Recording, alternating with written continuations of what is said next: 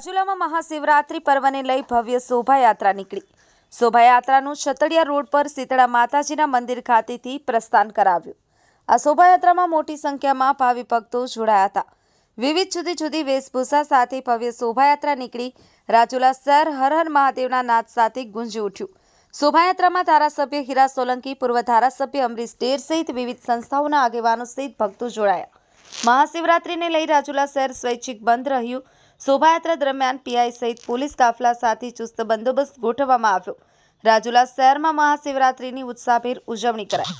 Virji Siyal, Mahadev times news, Amreli.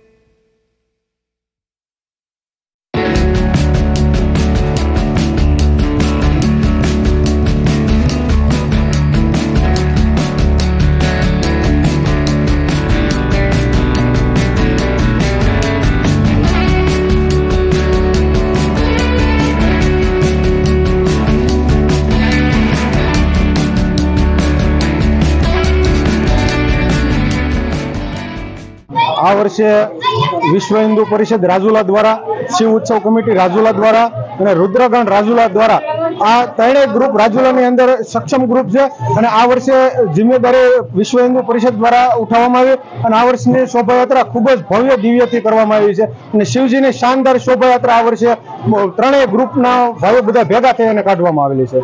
ત્યાંથી પ્રસ્થાન ક્યાં પૂર્ણ થવાની? શીતળામાના મંદિરેથી શુભારંભ કર્યો છે અને કુમનાથ શુક્લ દાદાએ આ શોભાયાત્રાનો પૂર્ણ થઈ છે અને આ શોભાયાત્રાની અંદર ગામજનોનો ખૂબ ખૂબ આભાર, ત્યારબાદ પોલીસનો બધાનો ખૂબ ખૂબ આભાર। રાજુલાની વિવિધ સંસ્થાઓ દ્વારા આ શોભાયાત્રા કરવામાં અને સાથે ખૂબ બધાનો સહકાર અને ગ્રામ્યજનોનો ખૂબ કે જેવો અમારા ઉત્સાહ હતો એવી જ અમે શિવજીની શાનદાર શોભાયાત્રા કાઢી અને આ શોભાયાત્રાની અંદર 20 થી 25,000 જેટલા માણસોએ દર્શન કર્યા અને સાથે સાથે કુંભનું જે ગંગાજળનું અમે પાણી લેવા હતા જે જળ સ્વરૂપે એ પણ આખા ગામની અંદર છે અને આખા ગામની અંદર પવિત્ર ગામ કરી દીધું છે। આજે રાજુલાને રામ રાજ્ય તરીકે અમે આજે ઓળખાણ આપી છે અને સમસ્ત હિન્દુ સમાજનો ખૂબ ખૂબ આભાર કે આ શોભાયાત્રાની અંદર ખૂબ જ બહોળી સંખ્યામાં બધા આવીને ઉપસ્થિત રહ્યા।